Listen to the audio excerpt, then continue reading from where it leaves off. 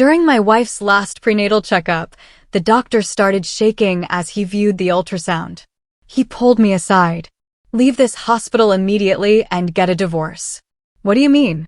"No time to explain. You'll understand once you see this." After witnessing what was on that screen, I never returned home again. You know that feeling when your entire life, everything you've painstakingly built, is suddenly revealed to be a complete, utter lie? That gut-wrenching moment when you realize the person you trusted most has been systematically tearing your world apart from the inside? Well, buckle up, because that's exactly where my story begins, and trust me, it gets so much worse before it ever gets better. I'm Jared Atkinson, and for 38 years, I built my life with the same precision and dedication I put into building houses. From a day laborer to the owner of Cedar Falls' most successful construction company, I earned everything with my own two hands. My life seemed perfect. I had a beautiful wife, Angela, the town's golden girl, and a son, Trevor, who was the absolute light of my life. We were a family, a unit, the picture of success. But looking back, the cracks were already there, subtle at first, Angela's touch growing colder, the unexplained absences, those expensive purchases that never matched an occasion. I told myself it was just life, just marriage. God, I was naive. Our son, Trevor, was 14, a brilliant kid who excelled at everything, just like his mother, but he had my work ethic, too. We spent every weekend building things in the garage, a tradition Angela had long since abandoned. Then, 6 months ago, after years of miscarriages, Angela announced she was pregnant again. I was ecstatic, over the moon. But Angela?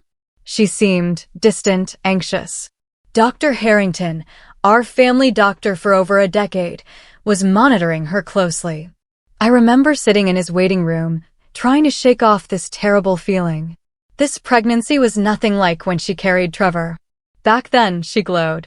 This time, she just looked burdened, constantly lost in thought, claiming it was just hormones. Even my best friend and business partner, Chuck, had noticed. He'd seen Angela around town at odd hours, always on her phone, a secretive smile that never reached her eyes. "Something's not right with her, man," he warned me just last week. Sarah saw her at the coffee shop with some guy, and when Sarah waved, Angela practically jumped out of her skin. I brushed it off then, but the seed of doubt had been planted, growing into a monster. Her behavior became more erratic, late home from shopping with no bags, hushed phone calls, no interest in preparing for the baby. That morning, before the appointment, she was unusually quiet, picking at her breakfast, constantly checking her reflection. When I suggested lunch to celebrate our healthy baby, she just nodded, empty. As I sat there, my gut screamed. I'd built my empire on trusting my instincts, and every single one was telling me my perfectly constructed life was about to shatter. Meanwhile, Angela was in that examination room, the gel cold against her skin, but nothing compared to the ice in her veins. She'd been dreading this. She knew. The affair started 8 months ago, innocent enough, she'd told herself. Marcos Jennings, a slick real estate developer from the state capital, charming, expensive suits, talking big city dreams, everything Jared wasn't. I was content building in Cedar Falls, but Angela, she always wanted more. Marcos pursued her relentlessly, sending flowers, poetic texts, promising a life beyond our small town. He rented a luxury suite 40 minutes away, where they'd meet twice a week. She felt alive, she said. The pregnancy was an accident. A moment of reckless passion. And the timeline? Dangerously wrong. She'd been with Marcos 3 weeks before she'd been with me. Dr. Harrington moved the ultrasound wand, his expression darkening. I couldn't see the screen, but I saw his face, furrowed brows, thin lips. "Is everything all right?" she managed to ask, her voice trembling. He didn't answer immediately. He was calculating. The measurements were off. Significantly. This baby was conceived 3 weeks earlier than she claimed. Dr. Harrington had seen this before, of course. But never with people like us, people he'd known for decades. People whose lives would be absolutely destroyed by what that screen revealed. I was in the waiting room, scrolling through emails about our biggest project yet, a luxury hotel complex. The irony wasn't lost on me later. I was building the very type of establishment where she was betraying me. Chuck had even texted me about a potential investor, someone named Marcos Jennings, who'd been asking about our company. I made a mental note to check it out. Trevor was at school, probably dreaming about being a big brother, already converting the spare room into a nursery, painting cartoon characters with his usual meticulousness. I smiled, completely unaware that his world, and mine, was about to be obliterated. Dr. Harrington finally set down the wand, his eyes grave. "Mrs. Atkinson, we need to discuss the timeline. Based on the baby's development, conception occurred approximately 26 weeks ago, not 23. Angela's face went pale. 3 weeks. That was it. 3 weeks that would unravel 15 years. No words came. "I need to speak with your husband," he said quietly. "This affects both of you, and he deserves to know the truth." As he left, Angela closed her eyes, bracing for the end of her world. Somewhere, Marcos Jennings was probably oblivious, closing another deal, while his secret was about to burn everything down. And in that waiting room, the man who had loved and trusted her implicitly, was about to discover that my perfect life had been built on a foundation of pure, agonizing lies. Dr. Harrington's hands were trembling as he approached me. He delivered difficult news countless times, but this was personal. He delivered Trevor. I'd built his clinic. This wasn't just medical ethics, it was watching a good man's world implode. "Mr. Atkinson, could I speak with you privately?" His voice was carefully controlled, but I felt the tension immediately. We went to his office. He gestured for me to sit, but remained standing, pacing slightly. "Jared, what I'm about to tell you will be difficult, but you need to know the truth." He paused, looking at me. "The ultrasound shows the baby's development is inconsistent with the timeline your wife provided. Conception occurred approximately 26 weeks ago, not 23. My brow furrowed. "What does that mean, exactly?" I asked, a cold dread seeping into my bones. "It means the child couldn't have been conceived during the time frame you and Angela were together. According to your wife's medical history and our discussions, you were away on that construction project in Denver during the conception window." The words hit me like a physical blow, a sledgehammer to the chest. Denver. 3 weeks in January. Our biggest contract. I'd called her every night, missing her, looking forward to celebrating our success. "Are you absolutely certain?" My voice was barely a whisper. Dr. Harrington nodded gravely. "I've triple-checked. There's no doubt about the timing." I stood slowly, my mind racing. Connecting all the dots, Angela's strange behavior, the secret calls, the distance. It all made horrifying, brutal sense. And Trevor. My boy, probably in algebra class, so excited to be a big brother to a child that wasn't even his sibling. "What do I do now?" I asked, more to myself than to the doctor. "That's not for me to say," he replied, his voice heavy. "But Jared, you're a good man. You deserve better than this. Whatever you decide, protect yourself and Trevor." As we walked back towards the examination room, his words echoed. "Leave this hospital now and file for divorce." They'd just come out, raw, from the heart of a man who'd seen too much betrayal. But I wasn't one for rash decisions. Approaching the door, I was already calculating, planning. Angela was still on the table, staring at the ceiling, tears in her eyes. She knew. She'd known all along. "Show me," I said to Dr. Harrington. "Show me the ultrasound." He hesitated, then turned the monitor. There it was. Undeniable proof. Measurements that screamed betrayal. The baby was healthy, growing normally, but it wasn't mine. Angela finally looked at me, eyes full of desperate tears. "Jared, I can explain." "No," I said quietly, my voice colder than I'd ever heard it. "You can't." I stared at the ultrasound for another moment, every detail burned into my memory. Then at my wife. The woman I'd loved for 15 years, the mother of my son, the person who had just shattered everything I believed in.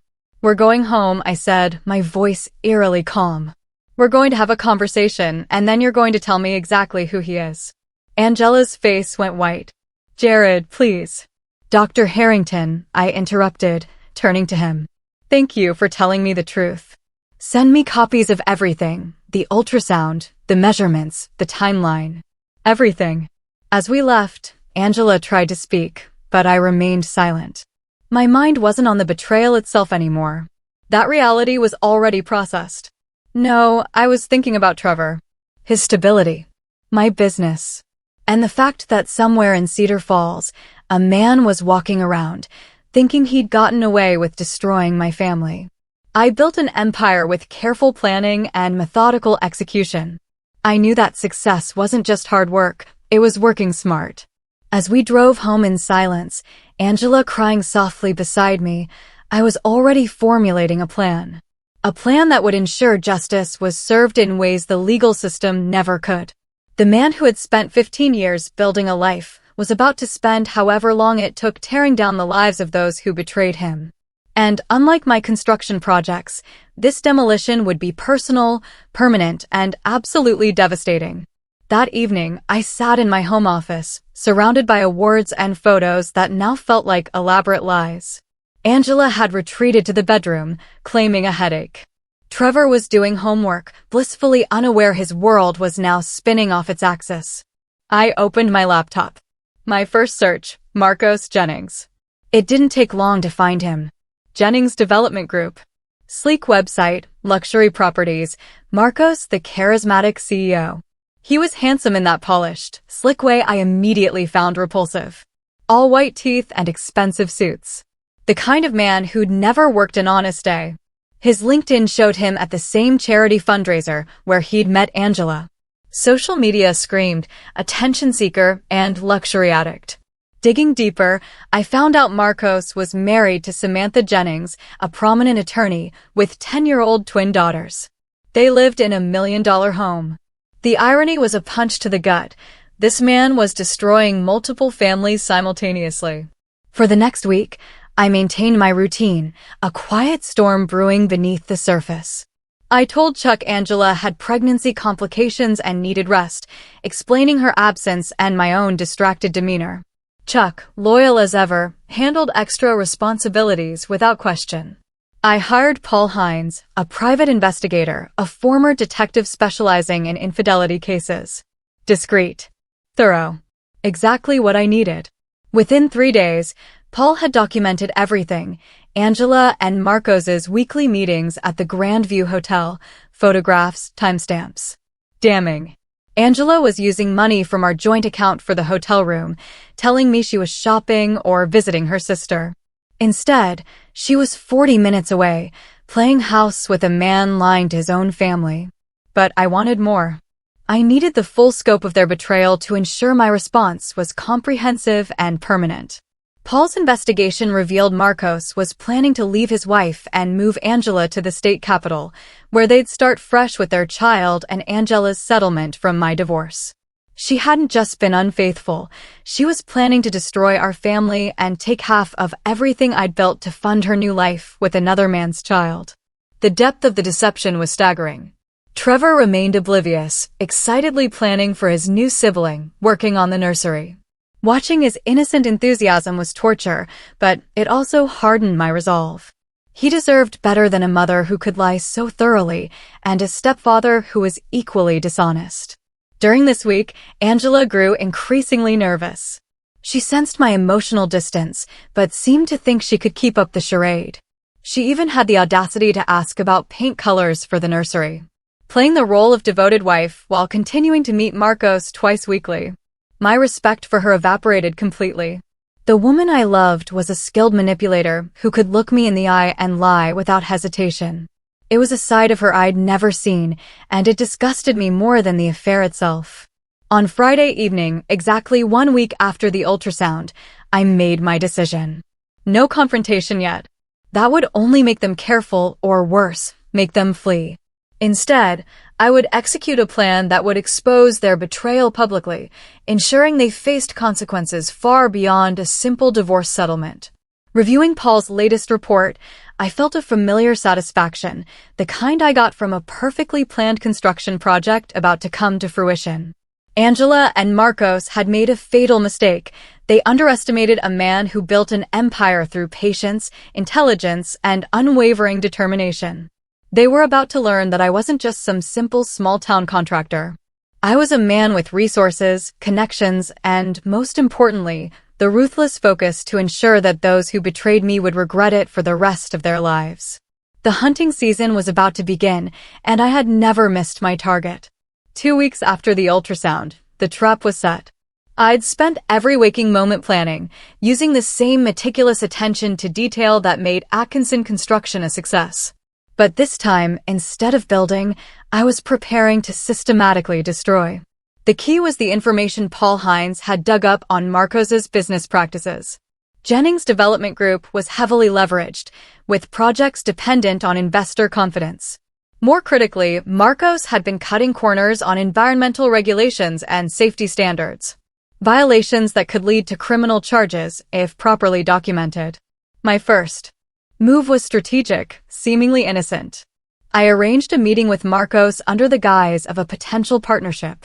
Atkinson Construction's reputation made us an attractive partner, and Marcos eagerly agreed. We met at the Cedar Falls Country Club, a place where I held considerable sway.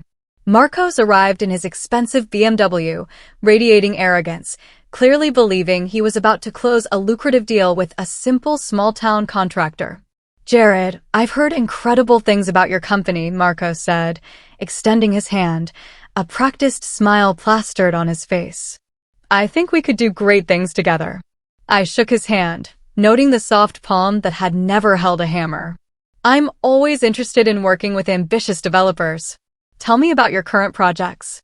Over lunch, Marcos enthusiastically detailed his various developments, inadvertently revealing cost-cutting measures and regulatory shortcuts. The man was so confident in his own cleverness, he practically confessed to numerous violations. "Sometimes you have to be creative with regulations," he said with a conspiratorial wink. "Environmental impact studies can be interpreted flexibly if you know the right people." I nodded, thoughtfully, secretly recording every word on my phone. "That's very interesting. I'd love to see some of your sites firsthand." We arranged for me to visit 3 of his current projects over the next week. What Marcos didn't know was I was documenting everything: safety violations, environmental damage, zoning irregularities, and evidence of bribery. Each site visit provided more ammunition for the eventual legal destruction of Jennings' development group. Meanwhile, Angela's behavior became increasingly erratic. She'd missed her rescheduled appointment with Dr. Harrington, claiming illness, but in reality, she was panicking about the timeline discrepancy. She'd even considered claiming premature birth, but the ultrasound made that impossible. Her affair with Marcos continued, but their meetings were now laced with anxiety instead of passion. She sensed I knew something, though she couldn't pinpoint what. Marcos dismissed her concerns, confident his charm and my trusting nature would protect them. During this time, I also secured my assets. Working with my attorney, Jeffrey Dunn, an old friend who'd helped me build my empire, I restructured Atkinson Construction to shield the company from any potential divorce settlement. Jeffrey asked no questions when I requested aggressive asset protection strategies. "Jared, if you're concerned about liability, we can create a more complex corporate structure," he suggested. "Do it," I replied. "I want everything protected. The house, the business, Trevor's college fund. Everything." Trevor remained a bright spot in my increasingly dark world.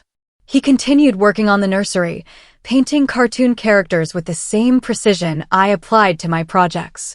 Watching his innocent excitement was both heartbreaking and motivating.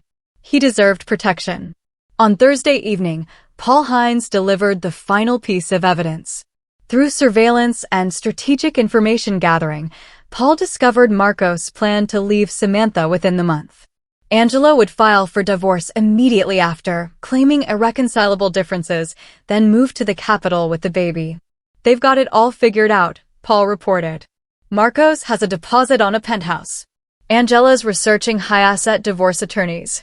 They think they're going to walk away with half of everything you built." I smiled coldly, reviewing photos of Angela and Marcos at the Grandview Hotel. They're about to learn that some plans don't survive contact with reality. That night, as Angela slept beside me, I finalized my strategy. I would reveal my knowledge in a way that maximized damage to both betrayers while protecting Trevor and me. Timing was everything. I needed to coordinate multiple moving parts to ensure neither of them could escape the consequences. Phase 1. Intelligence gathering. Phase 2. Evidence collection and asset protection. Phase 3, beginning Monday, was total war. And I had never lost a war I chose to fight. Monday morning arrived with unseasonable warmth, as if the universe itself conspired to make it a perfect day for destruction. I woke before dawn, as I had for 3 weeks. But today was different. Today, the planning ended. The execution began. At 7 a.m., I called the State Environmental Protection Agency, reporting the violations I'd documented at Marcos's sites. Photographs, recorded conversations, illegal dumping, safety violations. It was comprehensive. My second call was to the IRS. Marcos had boasted about tax strategies that crossed into fraud, and I had every detail meticulously documented. They took reports like mine seriously. The third call was to Samantha Jennings, Marcos's unsuspecting wife. I'd wrestled with this, but she deserved the truth. Mrs. Jennings, my name is Jared Atkinson. I have information about your husband you need to know. Could we meet for coffee? Her voice was cautious, but curious. Your husband is having an affair with my wife, and they're planning to leave their families. I have extensive documentation, and I thought you should see it before making any decisions about your future. The silence on the other end was deafening. What kind of documentation? She finally asked. We met at a coffee shop near her law office. I brought copies of everything: surveillance photos, hotel receipts, text messages, and the ultrasound proving Angela was carrying Marcos's child.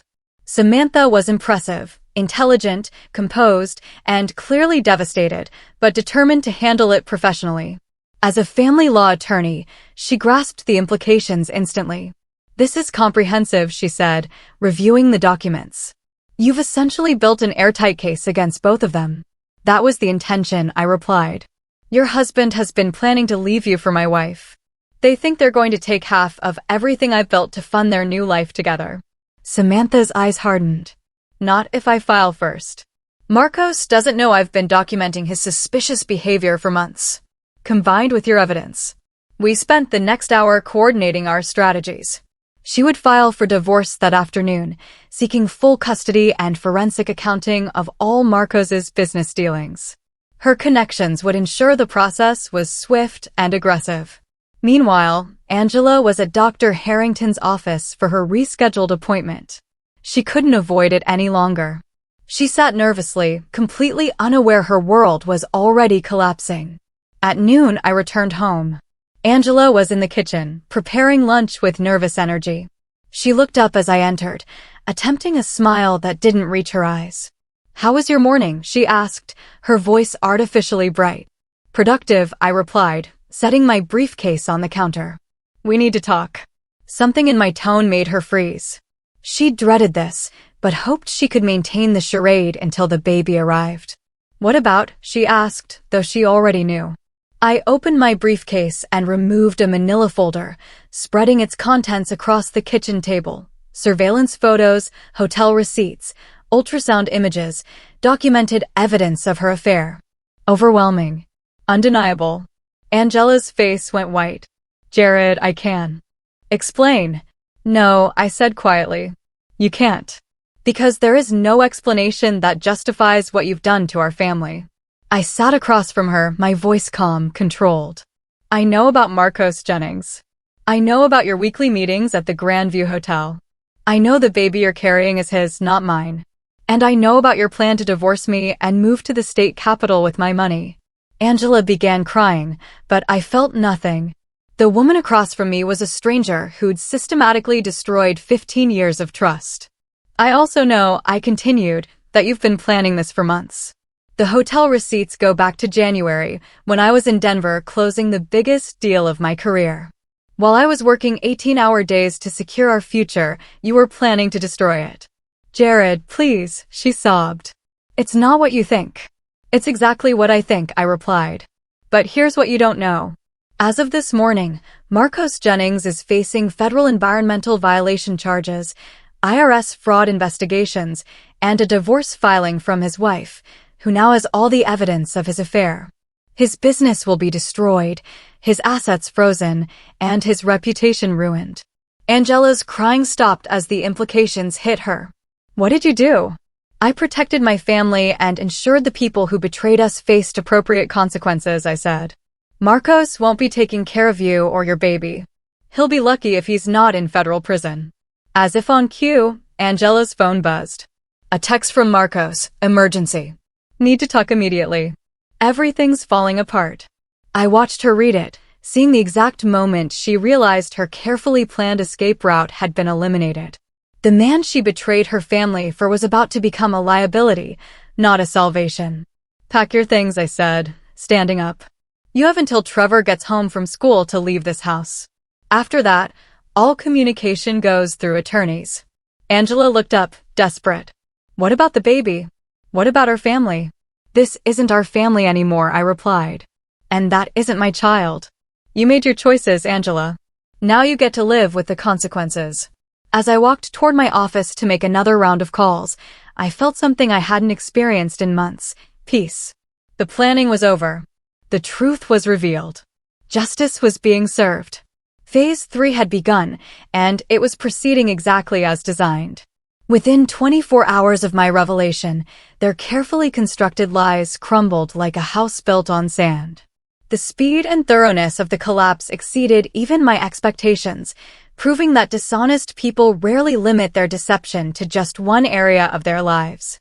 Marcos Jennings received the first blow Tuesday morning when federal agents arrived at his office with search warrants. They seized computers, files, financial records. By noon, the story broke in the state capital's business journal. Developer faces federal environmental charges.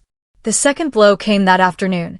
Samantha Jennings filed for divorce, accompanied by a motion for emergency asset freezing based on infidelity and financial irregularities. Her filing included my surveillance, evidence, and her own documentation, painting a picture of a man who systematically deceived everyone. Angela, meanwhile, had spent Monday night at a hotel, calling Marcos repeatedly as their perfect plan disintegrated. When she finally reached him Tuesday evening, the man who'd promised her a life of luxury was barely holding himself together.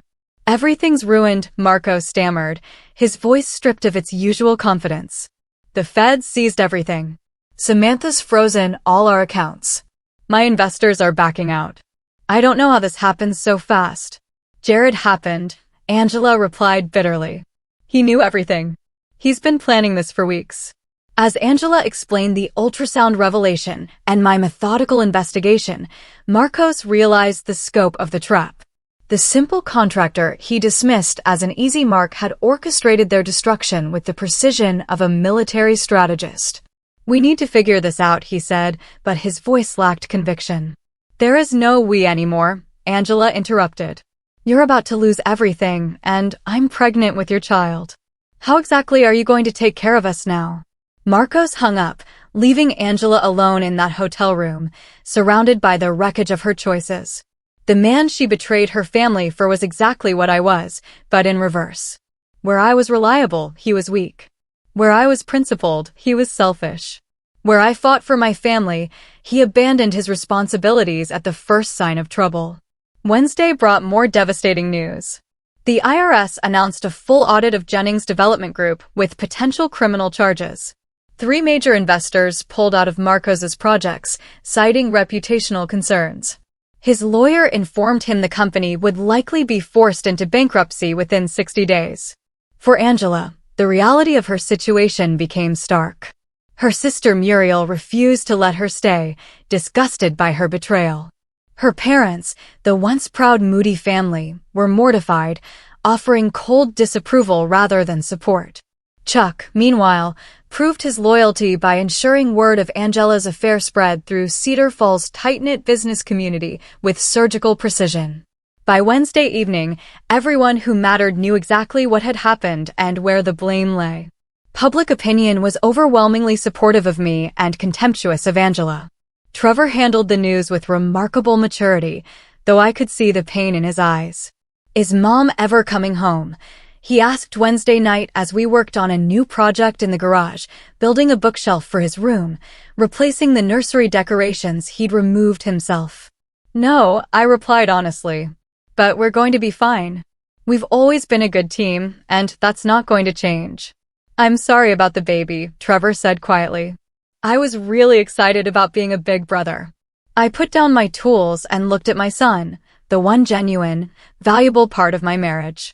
"You're going to be a great big brother someday, when the time is right. This isn't about you, Trevor. You did nothing wrong." Thursday brought the final domino. Paul Hines delivered evidence that Marcos had been embezzling from his own company to fund his affair with Angela.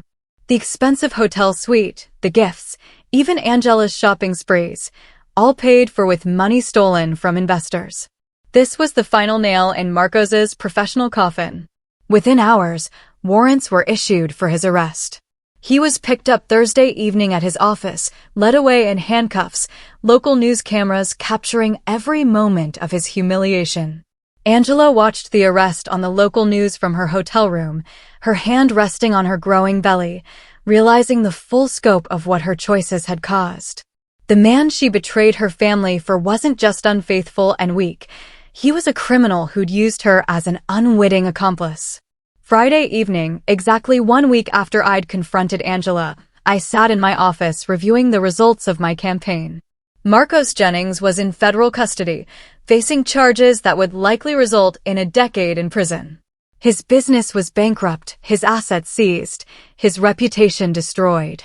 Angela was alone, pregnant, facing a divorce settlement that would leave her with minimal assets thanks to the prenuptial agreement she'd forgotten about and the adultery clause that voided most of her financial protections. Her family had disowned her, her friends had abandoned her, and the man she betrayed her family for was headed to prison. As I closed the files on my desk, I felt the satisfaction of a job completed successfully. The planning had been meticulous, the execution flawless, the results comprehensive. The people who betrayed me were facing consequences proportionate to their actions, while Trevor and I were free to rebuild our lives on a foundation of truth rather than lies. Phase 3 was complete. It was time to begin Phase 4, building something better from the ashes of what had been destroyed. 3 months had passed since that ultrasound revelation, and Cedar Falls had settled into a new normal. Winter arrived early, blanketing the town in snow, seeming to cleanse the air of the scandal that had dominated conversations through the fall. Marcos Jennings was serving a 7-year federal sentence for embezzlement and environmental crimes. Angela had given birth to a daughter in December, a beautiful baby girl she named Cora.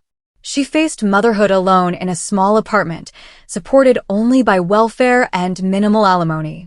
The once proud mayor's daughter, who dreamed of luxury, was now working part-time at a grocery store, struggling to make ends meet.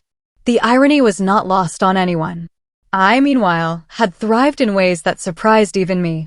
The divorce was finalized, Angela receiving far less than she expected. Atkinson Construction landed 2 major contracts, clients appreciating my integrity and the dignified way I handled my personal crisis. Trevor had adjusted with remarkable resilience. We grew even closer, spending evenings working on projects, weekends exploring hiking trails. "Dad," he asked one Saturday as we rebuilt the deck behind our house, "do you think you'll ever get married again?" I paused, considering. At 40, I felt older, wiser, but not bitter. "Maybe someday," I replied. "But not until you and I have finished building our new life together. We're a pretty good team as we are." Chuck Lake became an even closer friend, his loyalty during my darkest period cementing a bond beyond business. Dr. Harrington retired, selling his practice, but often joined me for coffee. "You did the right thing," he'd said. "It took courage to tell you the truth, but it would have been worse for everyone if I'd stayed silent." Including Angela, I replied. Living a lie was destroying her, even if she couldn't see it. The truth gave her a chance to face reality and maybe become a better person. By spring, Angela did show signs of growth, though at a tremendous cost. She worked hard, cared devotedly for Cora, and attended counseling. We occasionally saw each other, our interactions brief and polite. My anger had faded, replaced by something closer to pity. Her regret was palpable. We moved beyond hatred to a place where we could coexist peacefully, living separate lives. Trevor asked to meet his half-sister, and after careful consideration, I arranged supervised visits. He was curious, but clear that Angela's choices had permanently affected their relationship.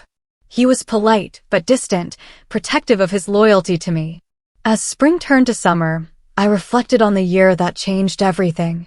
The betrayal felt like the end of the world, but it was actually the end of a lie that had been slowly poisoning my life for years. The truth was devastating, but ultimately liberating, allowing me to build something authentic and lasting. Standing on my rebuilt deck one evening, watching Trevor practice baseball, I felt complete contentment. The foundation was solid now, built on truth, integrity, and the unbreakable bond between a father and son who'd survived the worst together and emerged stronger. 2 years after that ultrasound, Cedar Falls had fully absorbed the lessons of the Angela Atkinson scandal. Marcos Jennings remained in federal prison. Angela continued her slow journey toward redemption, promoted to assistant manager at the grocery store. Cora, her daughter, was a healthy, happy 2-year-old.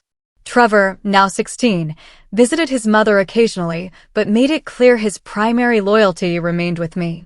She made her choices, he told me once.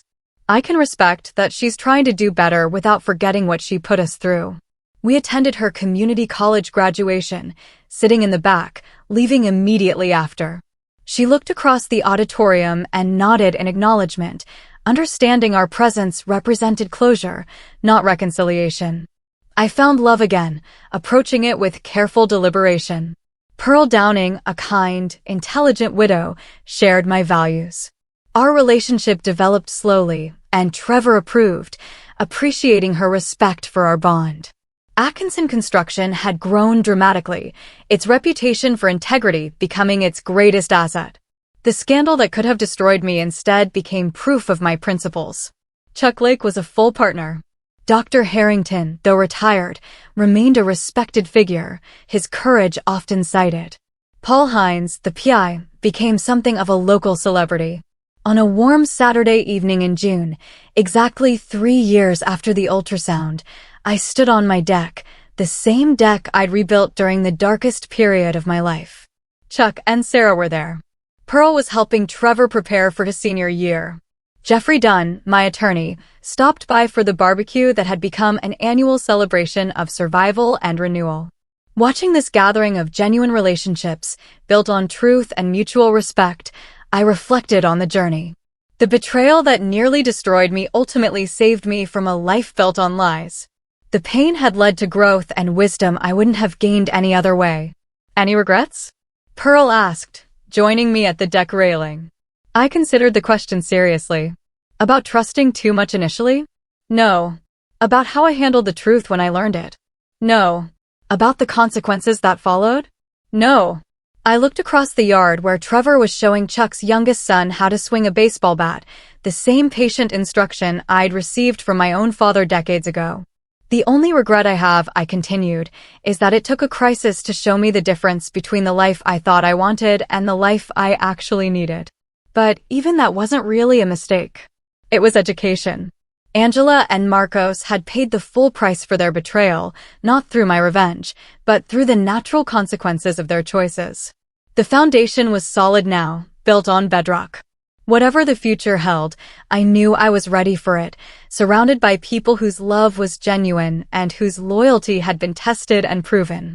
Justice had been served, not through hatred or bitterness, but through the simple act of refusing to live a lie and insisting that actions have consequences. The ultrasound that had revealed the lie had ultimately delivered the truth that set everyone free. And in the end, that truth had been worth every moment of pain it caused to uncover. So, what do you think? Have you ever had a moment where you realized your whole life was built on a lie and you had to tear it all down to build something real? Let me know in the comments below. I really want to hear your thoughts.